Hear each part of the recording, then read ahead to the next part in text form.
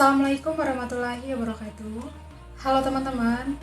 Oke, kembali lagi di video kali ini. Ini part ke-9 ya. Video kita membahas tentang dakwah.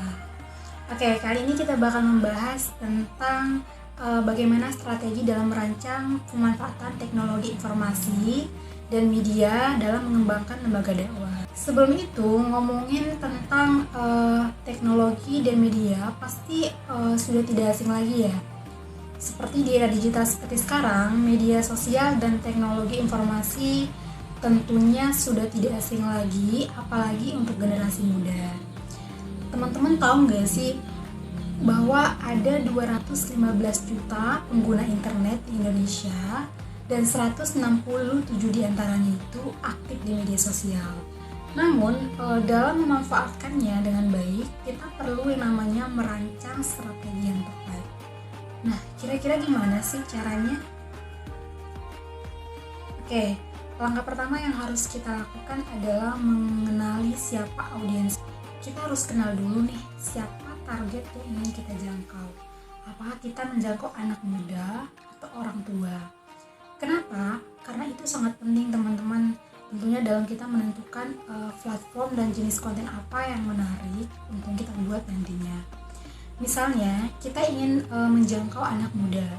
Tentu, platform yang kita gunakan seperti Instagram, TikTok, dan YouTube lebih efektif karena di sana banyak digunakan oleh mereka.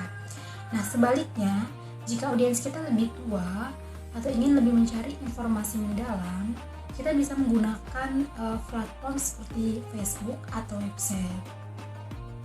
Nah, setelah menentukan audiens dan platform apa yang cocok, hal berikutnya yang tidak kalah penting adalah membuat konten yang relevan dan menarik. Kita harus bisa nih menyesuaikan konten yang baik, apa yang sesuai dengan audiens dan tujuan dakwah itu, agar mereka lebih mudah memahami apa yang ingin kita sampaikan. Misalnya, jika kita ingin membuat ceramah singkat di Instagram, kita bisa membuat video singkat dengan durasi pendek yang menjelaskan tentang topik sederhana namun menarik. Untuk audiens yang lebih ingin mendalami materi, podcast atau artikel blog, kita bisa menjadi pilihan. Podcast ini misalnya kita memungkinkan membahas tentang topik dakwah secara mendalam dengan cara yang lebih santai dan bisa didengarkan kapan saja. Selain itu, infografis juga bisa menjadi cara yang efektif untuk menyampaikan pesan dakwah kita secara visual dan menarik, agar mudah dipahami oleh audiens. Infografis ini bisa dipakai untuk menjelaskan topik-topik seputar agama. Konten visual ini bisa dengan mudah dibagikan di media sosial dan memiliki daya tarik yang lebih besar. Namun, selain membuat konten yang menarik, kita juga harus mengoptimalkan yang namanya konten kita agar lebih mudah ditemukan di media sosial. Nah, salah satu caranya adalah bagaimana teknik kita dalam membuat konten tersebut agar mudah ditemukan oleh banyak orang. Misalnya nih, jika kita ingin membuat artikel tentang cara hidup sehat, tentu di dalam artikel itu kita harus menentukan atau mengandung kata-kata kunci yang sering dicari oleh banyak orang yang sesuai dengan artikel yang kita bahas. Nah, selain itu, untuk memperluas jangkauan dakwah, lembaga dakwah juga bisa mengadakan yang namanya event online atau offline. Misalnya, kita bisa mengadakan sebuah kajian atau seminar agama yang bisa diikuti baik secara langsung di lokasi maupun online melalui Zoom atau live streaming di media sosial.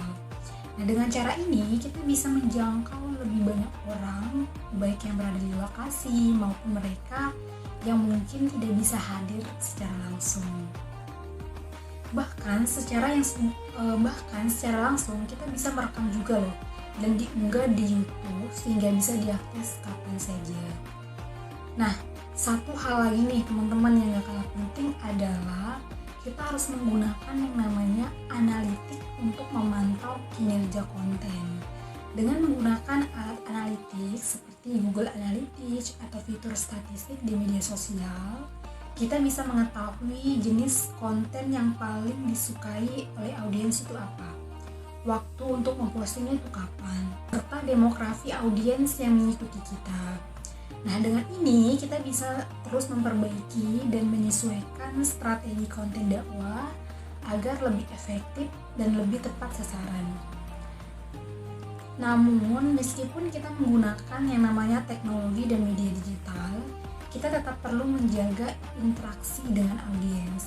Jangan hanya kita fokus pada penyebaran konten, tetapi juga memastikan kita tetap terhubung dengan audiens secara langsung. Nah, interaksi ini kita bisa berupa seperti tanya jawab di kolom komentar, atau bahkan kita melakukan percakapan pribadi melalui pesan. Hal ini penting banget ya, agar audiens kita merasa dihargai dan kita lebih terlibat dalam dakwah yang kita lakukan. Oke, paham ya? Jadi teknologi informasi dan media sosial itu adalah alat yang sangat penting banget, apalagi untuk zaman sekarang yang tentunya sudah tidak asing lagi ya, dan berpotensi dalam pengembangan lembaga dakwah tentunya. Namun untuk bisa memanfaatkannya dengan baik, kita perlu yang namanya merancang strategi yang tepat, mulai dari mengenali audiens, tujuan dakwah, memilih platform yang sesuai, kemudian membuat konten yang menarik, hingga memantau yang namanya kinerja konten menggunakan alat analitik. Dan yang paling penting, dakwah tetap harus berorientasi pada manfaat dan tetap menjaga interaksi dengan audiens. Dengan begitu, dakwah kita bisa menjangkau lebih banyak orang dan memberi banyak dampak positif. Oke, mungkin itu saja ya penjelasan singkat terkait teknologi informasi dan media sosial. Semoga pembahasan kali ini bermanfaat dan bisa memberikan inspirasi buat teman-teman untuk mengembangkan dakwah digital yang lebih efektif lagi. Terima kasih sudah menonton dan mendengarkan video kali ini. Sampai jumpa lagi di video selanjutnya.